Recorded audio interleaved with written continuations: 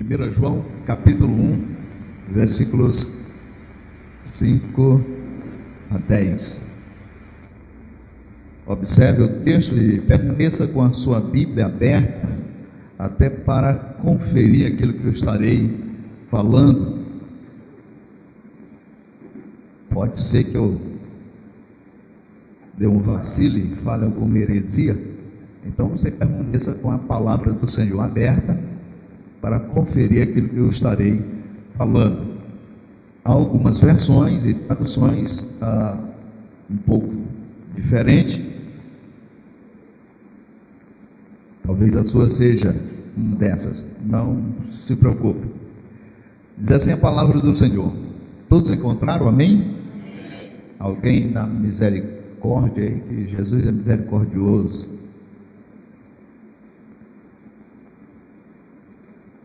Ainda tem.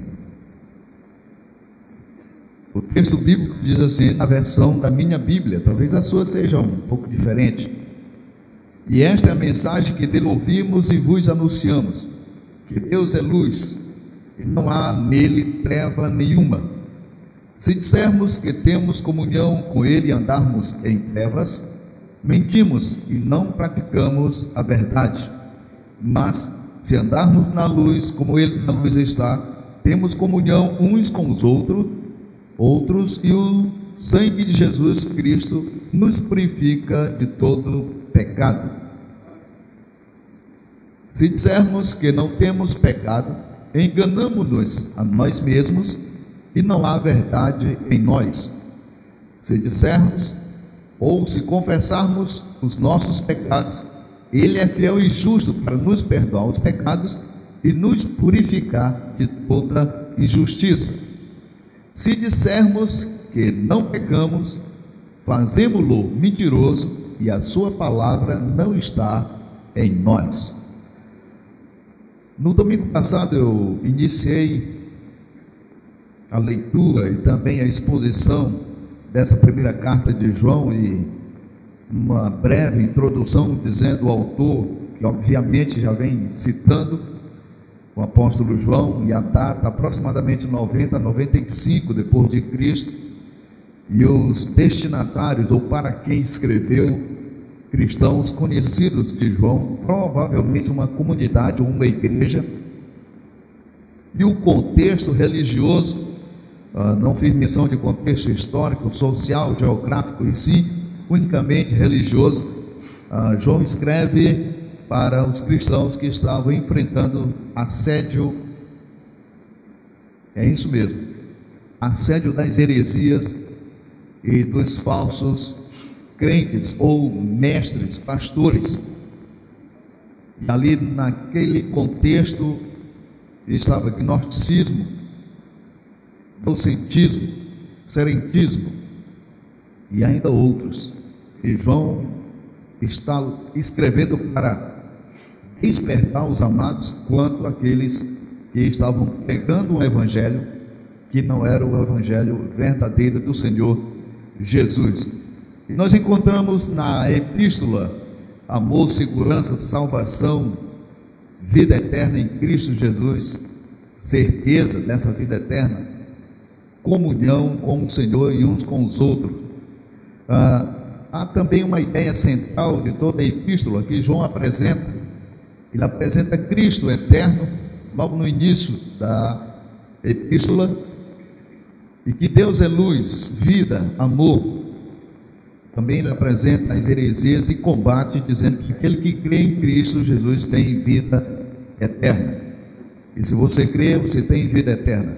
Se ainda não crê, passe a crer em Jesus Cristo como Senhor e Salvador da tua vida. Então, na primeira mensagem, eu falei que Jesus está no tempo e na história por amor a mim, a você, ao ser humano. E hoje estarei falando sobre a natureza de Deus e do homem, a natureza do Deus Criador e a nossa natureza. Quando diz o homem, é o ser humano, homem e mulher. E a comunhão uns com os outros e com Deus, nós vamos ver também no texto lido. E a pilha do relógio nem para falhar agora, mas tudo bem. Vamos lá, meus amados. Observe o verso 1, que diz assim: esta é a mensagem que dele ouvimos e vos anunciamos. João está escrevendo porque existia uma heresia tremenda na sua época, atacando os cristãos. O gnosticismo, que diziam que não havia pecado e que o homem era puramente mau, um ser completamente mau. E pelo conhecimento, pelo seu esforço, a sua dedicação, chegaria à perfeição. Jamais. Não há a mínima possibilidade. Por isso João está escrevendo, dizendo que a mensagem que ele está anunciando, que ele está dizendo, ele recebeu de alguém, do próprio Deus. A mensagem é dele, de Deus, não é de João, nem de qualquer um outro ser humano. Assim como os gnosticismos, que recebiam um do outro as suas heresias, doutrinas e ensinos, e obviamente queriam atacar os cristãos que João conhecia, cristãos que seguem a Cristo Jesus. Esta é a mensagem que dele ouvimos e vos anunciamos. Deus é luz. Aqui está a natureza de Deus. Deus, o Deus eterno, o Yahvé, o Elohim, criador dos céus e da terra, no princípio criou Deus os céus e a terra. Então Deus, João está dizendo, ou dando uma característica da natureza de Deus, que é luz. E luz significa santidade, pureza, retidão.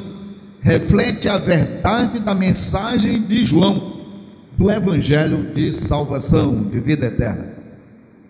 Talvez tenha um outro aí pregando outra coisa, mesmo lendo o mesmo texto, fora de contexto, obviamente. Deus é luz, e ele afirma categoricamente: nele não há treva nenhuma, nenhuma mancha. Mas no ser humano, em mim e você, infelizmente,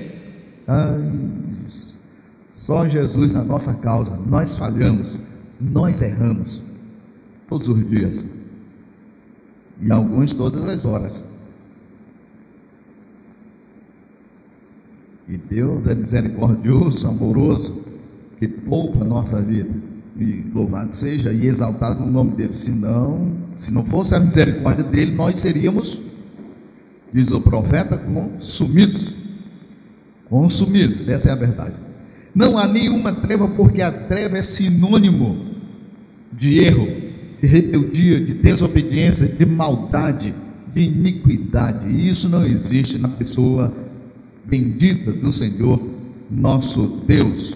Deus é luz, é pureza, é santidade, e obviamente exige isso de cada um de nós, e assim nós precisamos viver, por mais difícil que seja.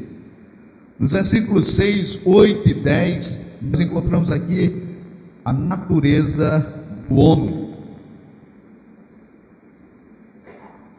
Se dissermos que temos comunhão com Ele, comunhão com Deus, e andarmos em trevas, observe que o verso 5 fala que Deus, nele não há treva.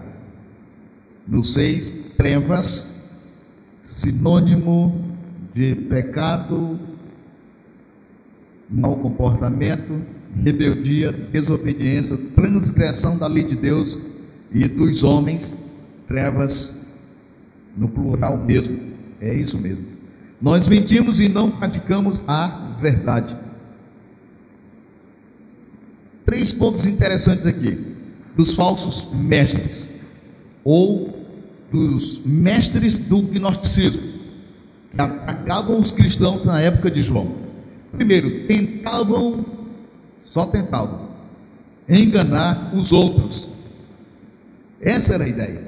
Por isso João está dizendo: se você, se eu, se nós dissermos que temos comunhão com Deus, mas nós andarmos em trevas, no pecado, nós estamos mentindo. Então vocês precisam ter cuidado com aquilo que está sendo dito por esses falsos mestres. Eles dizem que não tem pecado nenhum e que andam em comunhão com Deus, porém as suas obras reprovam isso. Então não dê atenção a esse tipo de gente. É como se eu dissesse hoje, no contexto que estamos vivendo, que as pregações são aquelas, meus amados, bem baratas e para agradar. Eu já disse aqui algumas vezes, nem vou repetir porque me dá um enjoo. Mas os amados sabem muito bem, a sua casa, o seu carro, a sua cura, o seu milagre, sua isso, sua aquilo, e a realidade é que muitos estão sofrendo e outros vivendo no pecado sem ouvir a verdade. Essas coisas passageiras que o ferrugem consome, o ladrão vem e rouba, isso não interessa para Deus. Mas é o que são, quando querem a igreja cheia, lotada, é preciso oferecer esse produto, que na verdade é a necessidade do ser humano. E eu disse uns dias atrás, Deus acrescenta isso na vida do justo e do ímpio. Há tantos políticos aí que têm seus Hilux, apartamentos, casas e mansões, sítios. Eu não tenho nada disso. Eles têm a vida eterna, o perdão dos pecados, paz no interior deles. Está difícil. E eu tenho. Mas se eles se chegarem para Deus, para Jesus, aí a história muda. É bom que venha, que eu vou compartilhar. Eu vou andar de Hilux. Irmão, dá uma carona aí, irmão, abençoa eu. Você tem uma conta boa, um bom emprego. Olha, abençoa a obra de Deus.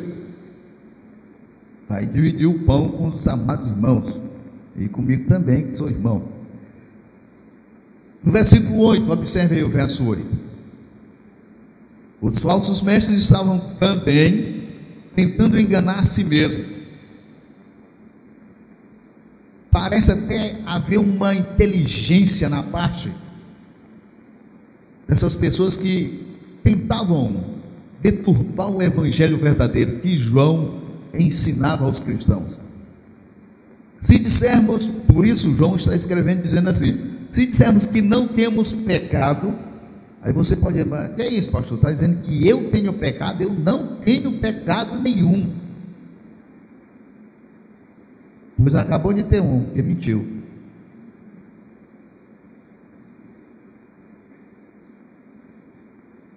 Não fumo, não bebo, não roubo, não uso droga, não vou para a festa, não vou fazer isso, nem aquilo outro. Acabou tudo quanto foi de dedo. Mas eu sou pecador, lavado, remido pelo sangue de Jesus. É o que diz a palavra de Deus. Eu não posso fugir disso aqui não. Está escrito.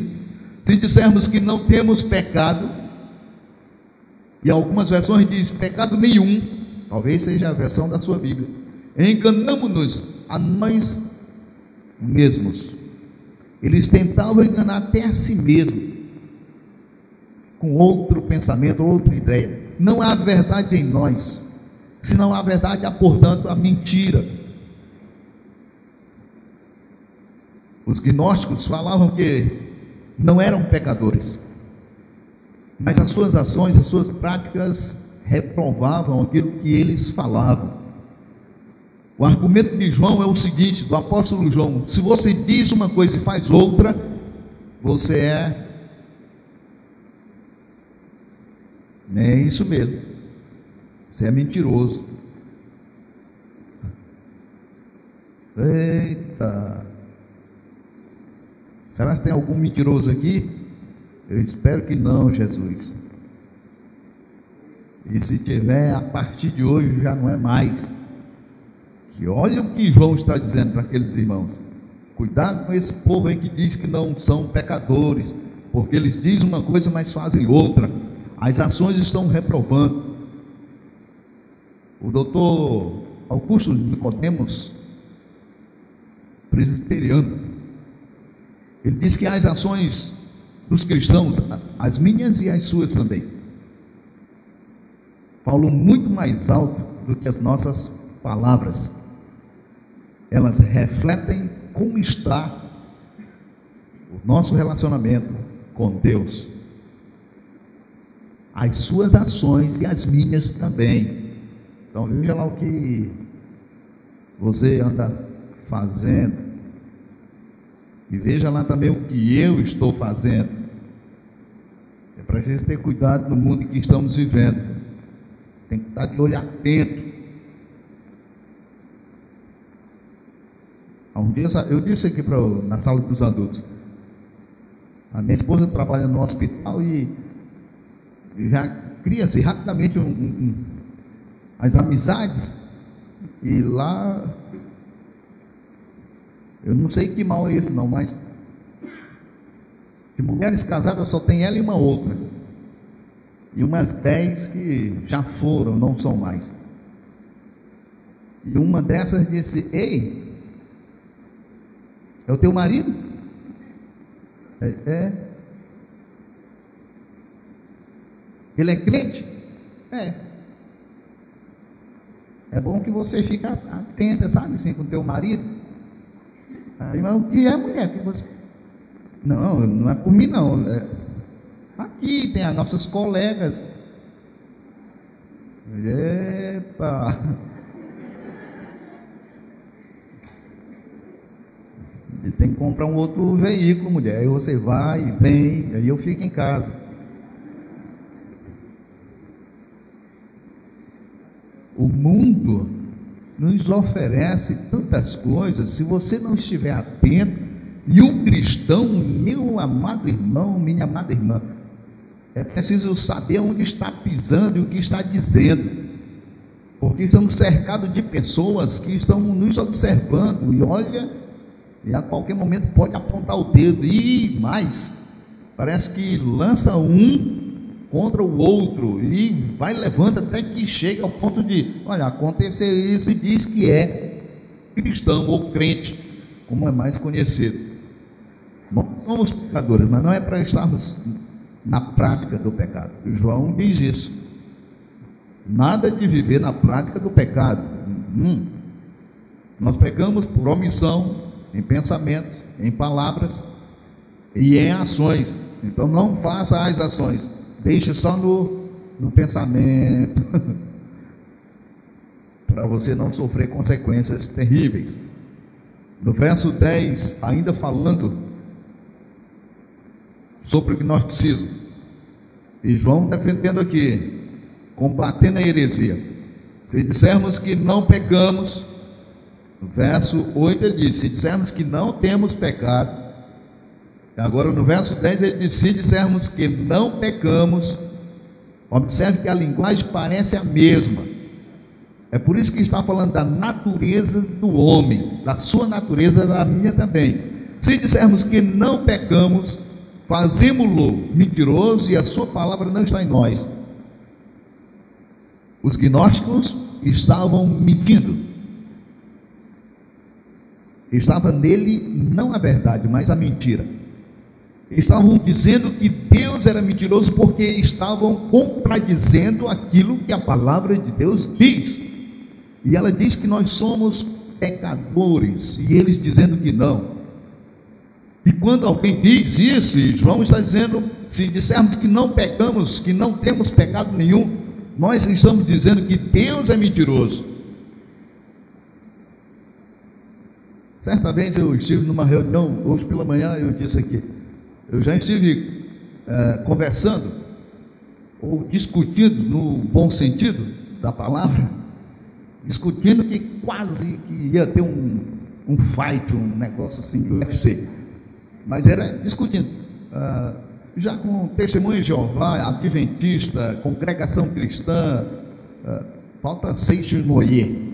Eu ainda quero pegar os caras que diz que não existe a realidade das coisas, isso é pura ilusão.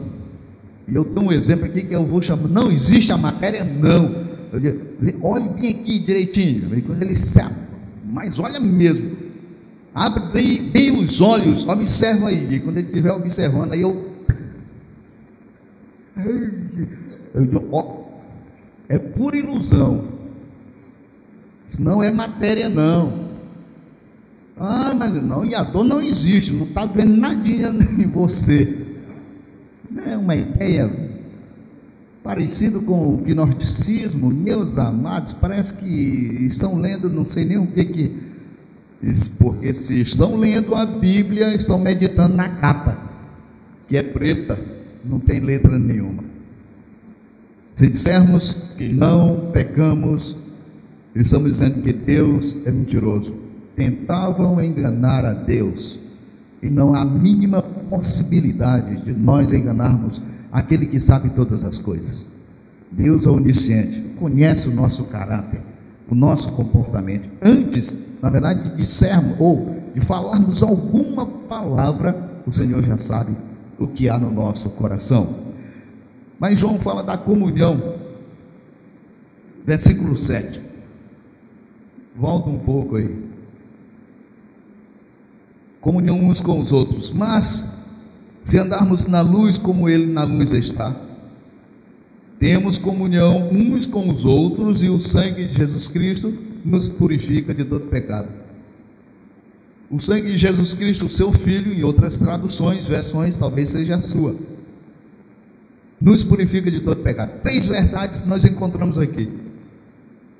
Observe o texto, no versículo 7. Mas se andarmos na luz, é uma exigência de Deus para os seus filhos, para você e para mim também. Se andarmos na luz, e exige que nós estejamos na luz, só podemos ter comunhão uns com os outros quando estamos na luz. A luz pode ter comunhão, união com as trevas? Não. Se eu disser desliga as luzes, ficará tudo escuro. E se eu disser liga as luzes, a escuridão vai embora.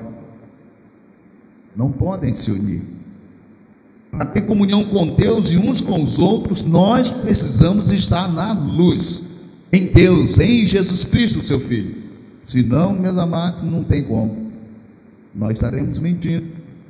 É uma exigência, mas é também uma realidade. Como Ele na luz está, Ele na luz está, então nós temos comunhão uns com os outros. É uma realidade. Ele é luz, Ele está na luz, e se nós estivermos também na luz, verdadeiramente, então sim, nós teremos comunhão uns com os outros. Mas há uma promessa também. Que promessa aqui? Que não é aquilo que estão prometendo por aí. A promessa é que o sangue de Jesus Cristo, seu Filho, nos purifica de todo pecado. Observe o texto aí.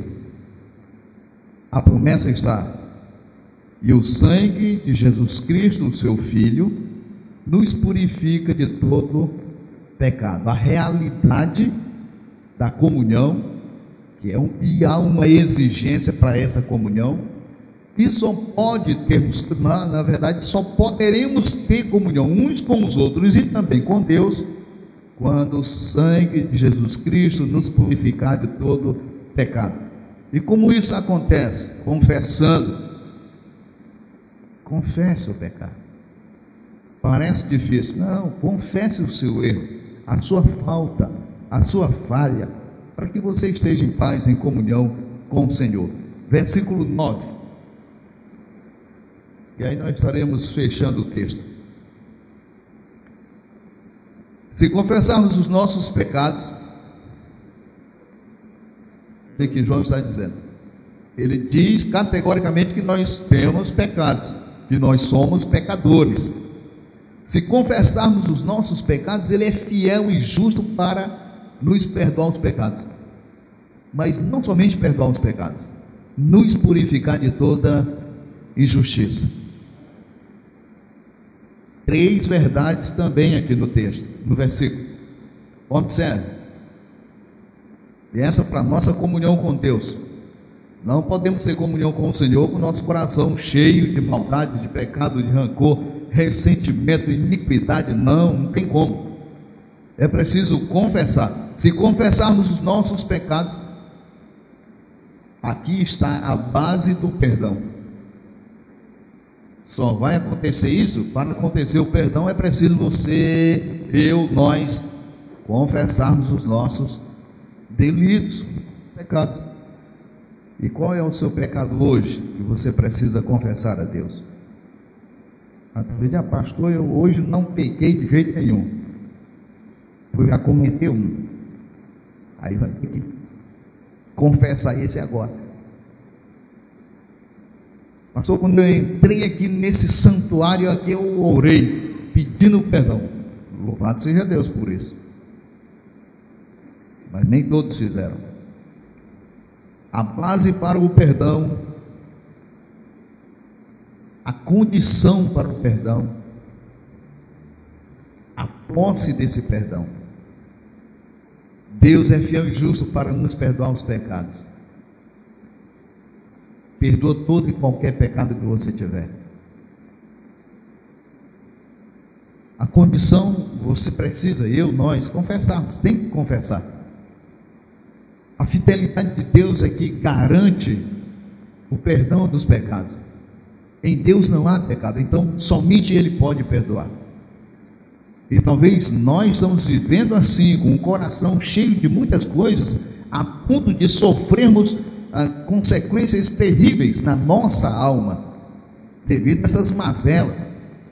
E deixa eu lhe dizer uma coisa: no meu coração não é lugar de mazelas.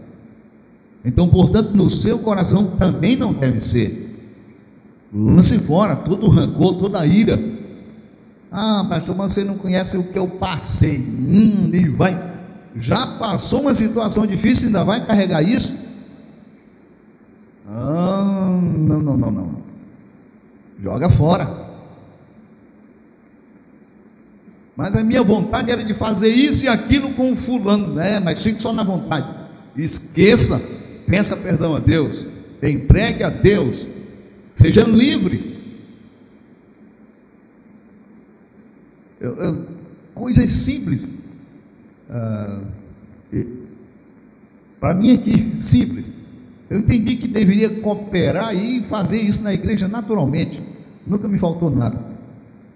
Eu entendi, olha aí, quem paga isso, quem faz isso, a prefeitura não, o Estado também não, a União também não. Quem? Nós. Então, quer dizer que eu também, você precisa, então está aqui a minha parte. E funcionou bem, e tem funcionado. Deus tem abençoado. Entendi isso. Entendi também que não dá para viver sofrendo, remoendo aquilo que não traz um benefício espiritual, emocional para a minha vida. Eu tenho mais é que lançar fora. Iras, dissensões, pelejas, ressentimentos, mágoas. Joga fora essas coisas, meu amado irmão, minha amada irmã. Confesse seus pecados. Deus é fiel e justo para perdoar os pecados e nos purificar de toda injustiça. Declarar justo é a posse completa do perdão. Deus, o Deus eterno, santo, declarar você e eu justos. Todos nós. O mérito de quem? De Cristo Jesus, que deu a vida por você e por mim. Por nós mesmos? Não funciona. É por Ele que deu a vida, derramou o sangue por você e por mim também. Então, nele, por meio dele, nós podemos alcançar, na graça de Deus, a salvação e o perdão de todos os nossos pecados. Qual é o delito que você precisa hoje confessar a Deus e pedir perdão? Faça isso hoje e agora.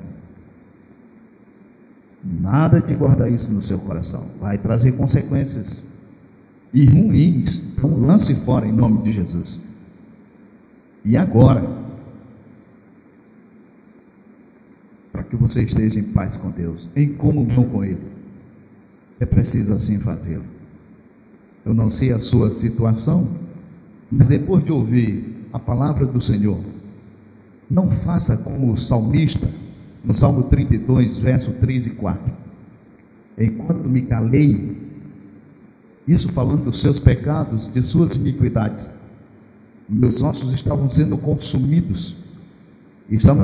Davi estava dizendo, eu estava sofrendo, eu estava enfermo, porque eu tinha guardado dentro do meu coração aquilo que eu deveria ter colocado para fora, ter pedido perdão ao Senhor, que é fiel e justo para perdoar os pecados. Não viva no pecado, peça perdão para a saúde sua, em nome de Jesus. Eu quero orar em teu favor agora, em nome do Senhor. Se porventura alguém aqui em nosso meio, você entendeu de que precisa tirar do seu coração, não quer continuar mais, vai dar um basta hoje e agora, em nome de Jesus, que você se manifeste apenas levantando a sua mão onde você estiver. Aí assentado, eu estarei orando em seu favor. Alguém em nome do Senhor Jesus? Deus te abençoe. Mais alguém? Deus te abençoe. Mais alguém? Deus te abençoe. Deus te abençoe. Mais alguém? Eu estarei orando, mas eu gostaria também de acrescentar algo. Meus amados, eu estou dizendo nós, na denominação batista, nós deixamos um costume que nós tínhamos há 200 anos atrás. Estávamos orando pelos enfermos. Os batistas faziam isso. Hoje quem faz são os pentecostais. E nós pensamos assim, não, nada de orar pelos enfermos, isso é coisa dos outros lá. E é bíblico. Não tem nada de errado. E eu gostaria de convidar o irmão Marcelo, a irmã Ivaneide, e se há mais alguém, que você que levantou a sua mão, se você quiser vir à frente, eu estaria orando. Há uma necessidade gritante, urgente. Estamos clamando ao Senhor pela saúde de cada um de nós. Para os irmãos terem uma ideia, domingo após o culto, na verdade já na segunda-feira, a 1h30 da madrugada, eu estava em frente ao Hospital Geral, orando, em frente ao hospital. Foi feito um pedido de socorro e eu tive que estar presente ali. A gosto ou contra gosto, o pastor tem que ir, não tem conversa. E eu estive ali orando. O rapaz tinha sofrido 9 paradas cardíacas, e não são todos que suportam, né? E eu tive que orar e clamar ao Senhor com toda a intensidade, pedindo a Deus que tivesse misericórdia.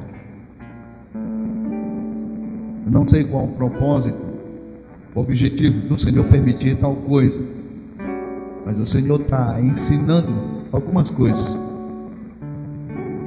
E quando eu saí, o rapaz, a máquina já tinha voltado o coração dele pulsar lentamente, mas o coração tinha reagido. Mas o médico disse, olha, eu sinto muito, aí é só Deus. 9 paradas não é qualquer pessoa que suporta. Mas está lutando pela vida até agora. Não sei amanhã, mas até agora ele está lutando pela vida. Que Deus tenha misericórdia daquele jovem. Fiquem em pé, meus amados, estaremos orando. Coloque sua mão em direção aos amados e vamos clamar ao Senhor. Amado Deus, querido Pai, na tua presença, Senhor, nós estamos, após cantar louvores ao teu santo nome e exaltar, Senhor, a tua pessoa, nós dedicando a ti, Senhor, os nossos louvores, a nossa adoração. Agora, Deus, diante da tua palavra, que foi o Senhor que trouxe a cada um de nós, e vem, Senhor, para nos despertar, para nos chamar a atenção, para estarmos vivendo uma vida de comunhão uns com os outros e também contigo, de confessarmos, ó Deus, os nossos pecados, delitos, fraquezas, para estarmos, ó Deus, vivendo uma comunhão real, verdadeira contigo. Queremos, ó Deus, te apresentar também os irmãos que aqui estão à frente, Ó Deus amado, cada um com o seu problema, a sua dificuldade, nós te apresentamos agora no nome do Senhor Jesus. Clamamos, ó Deus, pelo nome do Senhor Jesus Cristo, segundo a tua vontade e o teu querer. Venha agir, Senhor, manifesta, ó Deus, a tua graça, o teu poder na vida, Senhor, dos teus servos que aqui estão. Que seja, ó Deus, para a honra e a glória do teu santo nome. Que seja, ó Deus, para o engrandecimento, a exaltação do teu santo reino. E seja, ó Deus, usando de misericórdia para com estes que aqui estão e para com aqueles, ó Deus, que não se manifestaram. Apresentamos também, Senhor, aqueles que estão acamados, que estão nos leitos dos hospitais. Tem misericórdia, ó Deus, de cada um deles. Restabelece, Senhor, a saúde física, emocional e espiritual de cada um. Que seja para a honra e a glória do teu santo nome, para que o teu nome venha a ser exaltado, ó Deus, entre as nações, em todo o universo. Nós te pedimos e agradecemos em nome do Senhor Jesus Cristo. Amém. Amém. Que Deus abençoe a todos. Em nome de Jesus.